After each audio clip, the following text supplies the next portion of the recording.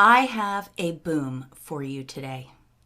I've been researching this for a few days now, and there's all kinds of things that come up in relation to this. And I got lost in that, and I was determined to bring all of it to you at once in this video.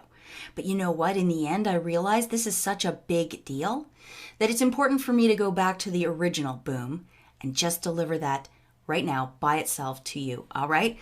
It all started with this tweet. COVID-19 ethical challenges for nurses at the Hastings Center.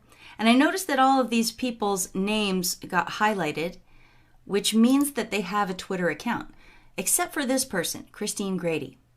And I thought, well, who might she be? We discussed 3 major challenges from a nursing perspective: safety of self and others, allocation of scarce resources, and relationships. Christine Grady is not even on Twitter. Who is she? I thought. So I looked her up. First thing I found was this. Christine Grady happens to work for the National Institute of Health. And she is the chief of bioethics and the head of the section on human subjects research. Whoa, I didn't even know that that department existed. Human Subjects Research Department of the National Institutes of Health? All right, that was the first thing I found out about Christine Grady. Let's see, what else? She writes a lot of academic papers, a lot. And she's written a book, Search for an AIDS Vaccine. That was in 1995. One of her most interesting papers that she wrote, she co-authored with another guy in 2005, called 4 Paradigms of Clinical Research and Research Oversight. That is going to be the subject of another video, so I'll leave it here for now. But suffice to say that she goes through medical research on human subjects over the course of the last 80 years or so, since World War II. And she categorizes the phases that they've gone through. And where she ends up is that in 2005, we were getting into a communitarian-based paradigm of human research subjects.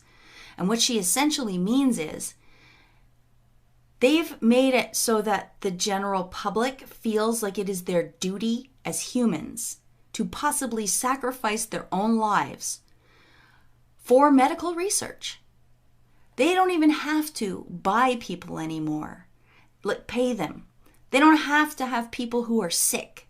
They have now done such a mind job on the general public that they can convince a lot of perfectly healthy people to come in and let them experiment on them for free for the good of humanity. That's where Christine Grady's head is at in terms of her ethics. Okay? So keep that in mind as we go forward. And also, Christine Grady in 2017 gave a talk at the National Institute of Health about the framework for the ethics of research with human subjects. Well, I just told you where her head is at.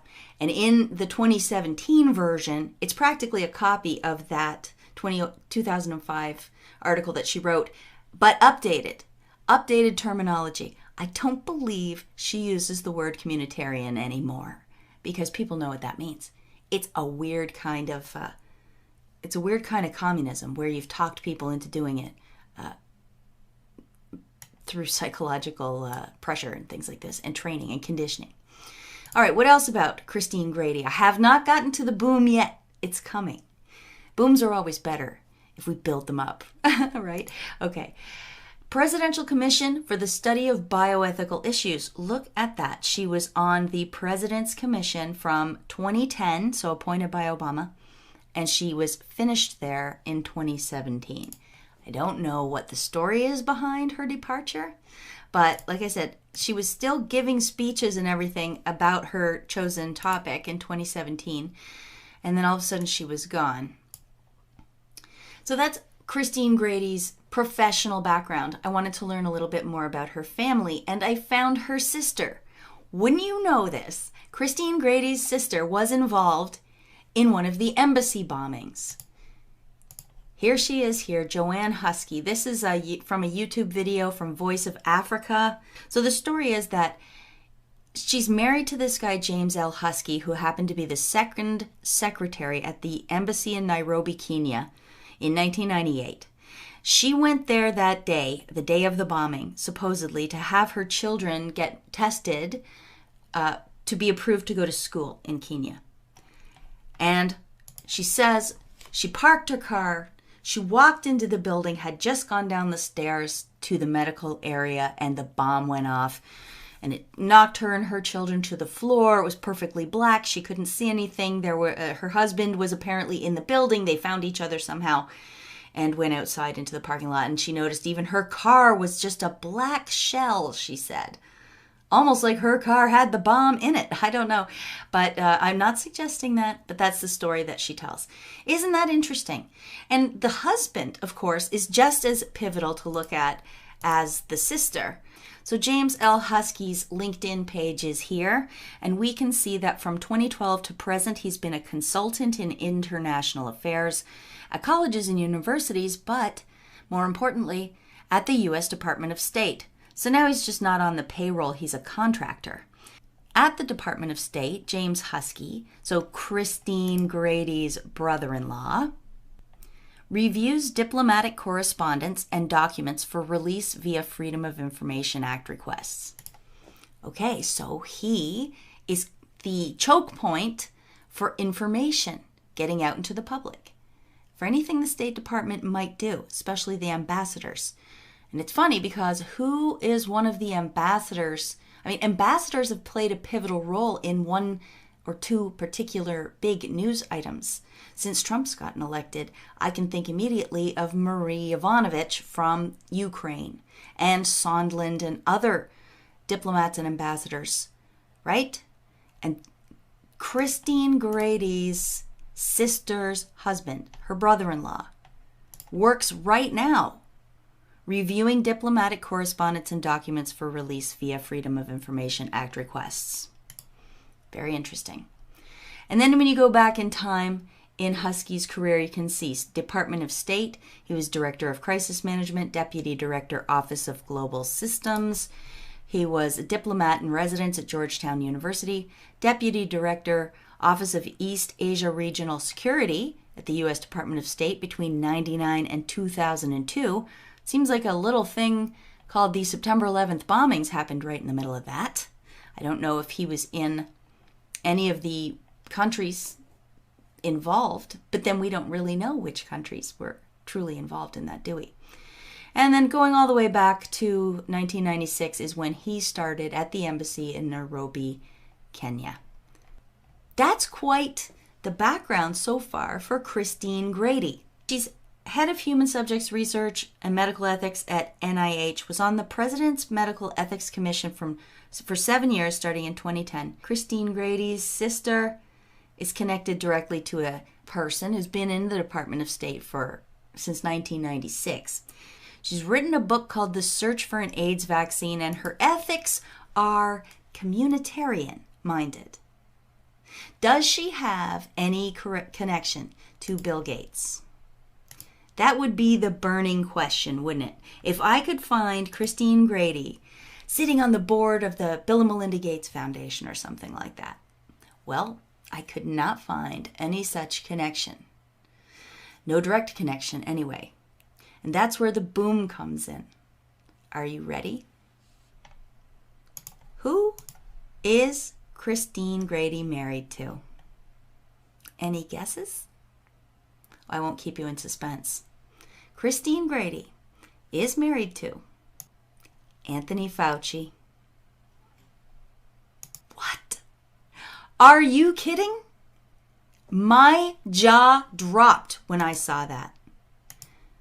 Christine Grady, head of bioethics and human experimentation at the NIH, is married to Anthony Fauci, who also works at the NIH and is head of the Coronavirus Response Task Force. Boom. Boom. And who needs a direct connection between Christine Grady and Bill Gates when you know all we know about Anthony Fauci's own connections to Bill Gates? Now, there's newspaper articles and television spots out there right now claiming that Anthony Fauci is not on the board of the Bill and Melinda Gates Foundation. Well, that's true. He's not. But that's an obfuscation on the part of the news. That's how they lie. They don't outright lie to you. They just frame it in such a way that they can set up a straw man and defeat the straw man. The straw man's never a true assertion in the first place. What people know is that Anthony Fauci is connected in a myriad ways to Bill Gates. Here's just two of them for the sake of brevity. From Philanthropy News Daily in 2002. In this article, which is called Gates Foundation Names New Director of Global Health Program, they mention that position went to Dr. Richard D. Klausner. But they mention further down in the article that along with Dr. Richard D. Klausner, another man will be overseeing the creation and development of the Vaccine Research Center, and that man is Dr. Anthony Fauci. There's one connection going all the way back to 2002. And a second one, very significantly, is from this Bill and Melinda Gates Foundation website press release from 2010. Global health leaders launch decade of vaccines collaboration. New York, the World Health Organization, UNICEF, the National Institute of Allergy and Infectious Diseases, and the Bill and Melinda Gates Foundation have announced a collaboration for the decade of vaccines. The leadership council there is comprised of Margaret Chan, Dr. Anthony Fauci, and others. So, who needs a direct connection when you've got a marriage partner that can have that connection for you and obscure it? Don't forget, Anthony Fauci is also the person who created PEPFAR. That's a HIV/AIDS funding mechanism from the U.S. government through the U.S. State Department to this other entity called PEPFAR. Bill and Melinda Gates have benefited greatly from funding that goes through PEPFAR. Oh yeah, and before I forget, you guys, if you've been watching me for a while, already know this, but not only did Anthony Fauci create PEPFAR, but the current head of PEPFAR is Deborah Birx. And as you probably know, Anthony Fauci and Deborah Birx are the two people in charge of the coronavirus task force response in the United States. So isn't that cozy? And who stands to benefit if a vaccine gets approved for the COVID-19 response? Bill Gates, of course. Here is a clip of Bill Gates, a couple of clips probably, of Bill Gates talking about his vaccine dreams for COVID-19. Note how he seems to understand that the world is being pressured right now in every way, economically, socially, fear that they're going to get sick. They can't see their loved ones. We're all under this right now. So he knows we're kind of hostage. He knows how badly everybody wants their lives to be given back to them, their freedom to be given back to them, their choices to be given back to them. But he seems to think, I mean, you can see it on his face. He knows how this works to his advantage. Because generally vaccines can take 50 years to develop. Even more recent vaccines took 17 years, things like that, for Hep B and things like that. They want to do this in a year, but they know they can't get away with it unless people crave it. And we crave it because they are currently ruining our lives. And I think Bill Gates knows it. Look at his face when he talks about this stuff. Stop people going across borders very dramatically these next few years till we get to that full vaccination. So we'll have a lot of unusual measures until we get the world vaccinated. 7 billion people, that's a tall order, but it is where we need to get to. When will there be a vaccine? People like myself and Tony Fauci are saying 18 months. If everything went perfectly, we could do slightly better than that.